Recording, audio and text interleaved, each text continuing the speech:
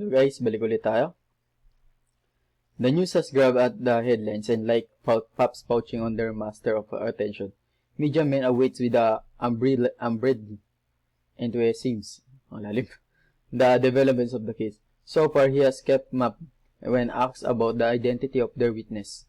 On impulse, he touches the slight bruise on his arm, and he still feels sore. I had better not let them come too close. Referring to the reporters who had almost gone up on him after leaving his chief office. Dismissing reverie, he grabs his compact folio where he keeps his investigator tools, pen, notebook, smartphone, and mini camera, and hops on his old Toyota car onward to the fire scene. Their familiar greets him, the old jet still reliable. Hino fire truck, the intensity of his fellow fireman on the move, the sweltering heat and seeming sense of despair as the battle against inhuman force rage. His CFO-3 Badong, dowsing loads of water on the burning van. A white Super Gandia, anyone can tell even a swift glance that the car is brand new. SFO Porfirio goes to the chief, who then points him to a couple few meters away from the van. Ah, must be the Rosalias, he mentally notes. The woman who appears to be her mind 40s and still her sleeping robe. Her shoulder-length gold tightened her frame's hollow cheeks. Entrance, she gazed at the inferno before her, a mixture of disbelief and confusion evident on her face. She then saw her frail shoulder shaking, the man tight-lipped and griply face wrapped in his arm. Around her, gently stroked her hair. Grasping his pen and notebook, SFO heads toward the couple. Kung mapapansin nyo guys, talagang malalim din ang mga salitaan na pwede nyong gamitin dito sa technical writing report natin. Tapos, yung mga senaryo na binigay dito ay included yung Tri-Bureau, the PNP, BJMP, and the BFP. Okay, dito tayo sa scenario 3. Sa scenario 1 guys natin, scenario 1, yung unang kaso is the carnapping. The SFO po naman yung paglihab ng isang sasakyan na sunod-sunod din yung mga ginamit niya na paggawa ng report. Ay, di ba pala, scenario pa lang to guys, na dito siya magbabase kung paano yung gagawin niyang report. Inalam niya kung ano yung pangalan ng tumawag sa kanya, kung saan nangyari insidente, anong oras ba to. Ayan, sunod-sunod dapat yung guys. Dito tayo sa scenario 3. Your writing is a fit for the trash bin. Jail Inspector Ogie Penol howls at the Jail Officer 2 BJ. Ayan, karoon na ng discussion about sa paggawa ng writing guys, MP. Once I affix my signature in that report, it's my name and the reputation of his jail station that I stake, not yours. Don't make your superior look bad by churning out a haphazardly written report. Look, you even misspelled the word bureau. How long have you been in that service? 3 years? 4 years? And you can spell the agency that has fed your family all these years? And your grammar? My goodness. Review it, please. I am fed up reading sentences with phrases like to use, to expected, check your facts too. There are 4 Chinese escapees, not 3, as you have reported. And what about the least contrabands found inside their cell? You have not included any of them. Damn it. Jail officer, get your report straight, otherwise we will end up in a newsstand tomorrow and get beating from media men. Go, move it. Yes, sir. Yes, sir. JO2 answer softly as he picks up the 2-page report from his superior. This. Once settled in his chair, he runs his gaze over the draft, which is now decorated with winding arrows, erasures, and scribble in red ink. I need to revise my grammar lesson, he says to himself. As he pores over the writing, a paragraph in bold letters catches his attention. He peers closer to read the note. Okay? The jailbreak involves controversial aliens whose case is being followed closely by members of the media. You know that these escapees were awaiting trial for illicit drug trade when they slip from our hands, unless we submit a convincing, well-written report on the incident that we did our job. Then, we can expect the axe to fall anytime now. We cannot defend ourselves without the report. By report, I mean a full account, complete, detailed, and accurate, not snippets or nuggets or seen from your memory. Wiping beads of sweat from his right brow, JO2 MP opened his drawer and pulled out a pocket-sized stickler where he takes down notes on every incident he encounters within the 1,000 square meter jail facility. I need to change this stickler to a bigger one, he mentally notes as he flips its pages. He could barely read his own handwriting as he examined his note closely. He raises his brows. Inmates, Amado las amagok sa matakas and mayabang. Jail officer on duty, JO2 Diabon Solas, JO3 Philip Etan, JO3 Nicole Lungan. Items found, 500 grams of shabu, 300 grams of cocaine. 1, 2, 3, 4. Check. For inmates, his superior is correct. Shaking his head, JO2. Emperor runs his pen over his notes. I need to go over the fact or else. Kung mapapansin nyo guys dito, kay scenario 3, nagkaroon ng pagtatalo si Jail Inspector sa kanyang tauhan o subordinate na si JO2 Bijay MP. Why guys? Kasi tama nga naman. Pag mali ang report ni JO2, paano ipepresent ni Jail Inspector o Supervisor yung mga report niya sa media? Ang media guys, di ba, dagdag bawas yan. Pag alam nilang kaya nilang dagdagan at bawasan yung report na binigay mo sa kanila, talagang gagawa nila at gagawa ng butas yan.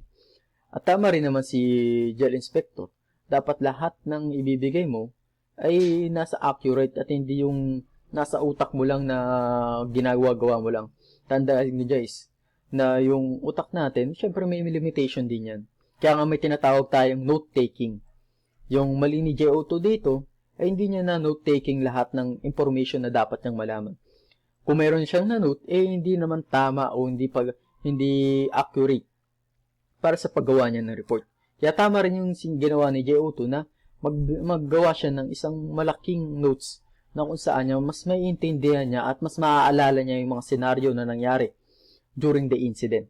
Especially guys, Chinese aliens yung nakatakas dito. Siyempre, malaking balita yan pagdating sa media. At malaking kapabayaan yan pagdating sa mga supervision na umahawak sa jail facilities na to. Okay? Yan. Nandun na tayo sa mga scenario na binigay guys. Scenario 1, scenario 2, and scenario 3.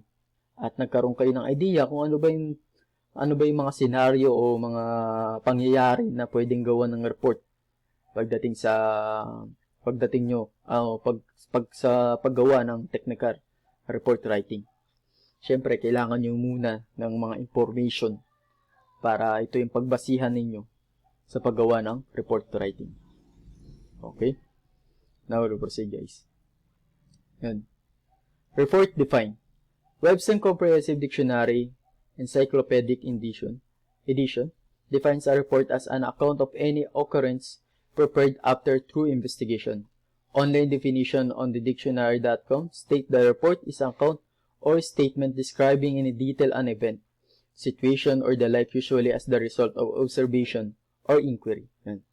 Ang paggagawa daw ng report guys is a proper of investigation also.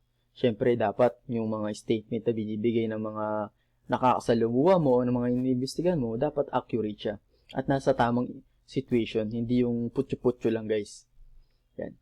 Most reports written by a public safety officer are in the form of either narrative or informative. Dalawang bagay guys ha. It's neither narrative or informative. Narrative report writing is telling a story that occurred in a real life, as opposed to narrative fiction writing, which is a product of the writer's imagination. Pag sa narrative report guys, product of imagination. The report writer follows a standard format and presents the fact accurately and objectively. Like other forms of communication, It has to be written in a way that the reader clearly grasps or understands the incident as intended by the writer. Okay, sabi ni Antonio Tolops, guys. Singit lang natin. There is no royal road to learning, no shortcut to the acquirement of any valuable art. No? Walang shortcut, guys, sa pagtututo. Dapat step by step kayo pa-process para matuto. In the concept of an organization, a report is considered a permanent record of activities, events, or occurrences used by leaders and managers as a basis in making administrative and operational decisions within a public safety organization such as police, fire, jail services. A report is a written account of an incident and the inquiry investigation of the incident, which aim to inform the readers who were not present in the incident of the facts and to recommend appropriate and a practicable measure for decision makers to resolve the subject of inquiry. It's a crucial document upon which operational activities are ensured. It is the basis of police officers to investigate cases, arrest lawbreakers, prosecute criminals, and hunt fugitives. On the basis of existing reports, fire officer launch information drives on fire prevention program. Jail officer revisit correctional policies and security measures. Dito guys, sa report define nga naman, dapat accurate lahat ng ibibigay mo at recommendable kapag ibibigay mo na sa supervisor mo. Para kapag hindi ka na masyado papagalitan guys. Kung alam mo yung report mo, kung alam mo yung sinulat mo at nilagay mo sa report mo, alam mo kung anong isasagot mo sa direct supervision mo kapag tinanong ka nito sa isang bagay na to. Para pagdating naman ni supervisor, alam niya kung ano yung ibibigay niya sa media o sa mga nangingi na information regarding the report. So, especially sa mga jailbreak guys, tinawag natin jail escape, yan. Yung mga sunog, syempre, kailangan na investigation yan. Yung mga murder case, homicide, yan. Proper investigation ang kailangan dyan. At dapat, magaling din yung nag-iimbestiga. Hindi yung putyo-putyo lang guys na may magawa lang kayo. Syempre, lahat yan ikukonsider ng nangihingi sa inyo ng report, syempre. Yan. Proof of performance. If you are a public safety officer, a report is the proof that you are performing your job. Ako naman. Whether you do it well or not, reflected in the quality of the document, that is the accuracy, completeness, understandability of the report, which is what will remain long. After the action is over, after you have arrested the most wanted criminal, after you have fallen from burning building, or after you have recaptured a jail escape. Yan. Katulad ng sinabi ko kanina guys, unless you are able to capture a video or camera, every action or accomplishment in the line of duty, you and your organization will not be spared from public scrutiny and criticism. Tama nga naman guys. Kung alam mo yung action mo, tapos kung alam mo yung report mo talaga, syempre hindi ka mapapahiya sa public media. Alam mo kung paano ipagtanggol sarili mo, alam mo paano ipahayag yung tamang report na ginawa mo. That is a fact every public officer must face. Unless you keep notes, hit the keyboard and maintain a file of your reports, you may never be able to defend yourself from people who are on the prowl to point out your alleged inaction, shortcoming, or mistake as you perform your job. Tama nga naman. Tama nga naman guys, di ba? Kung ikaw ay isang public safety officer na naglilingkod sa bayan, alam mo dapat yung action na ginagawa mo.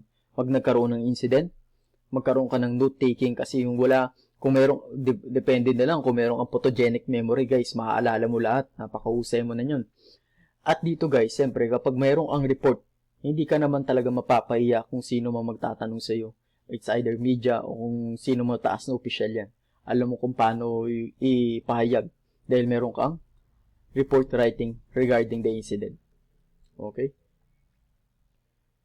Evidently, not only are you a public safety officer, expected to respond swiftly to a call or incident, you are also expected to document clearly, accurately, completely your response to the incident.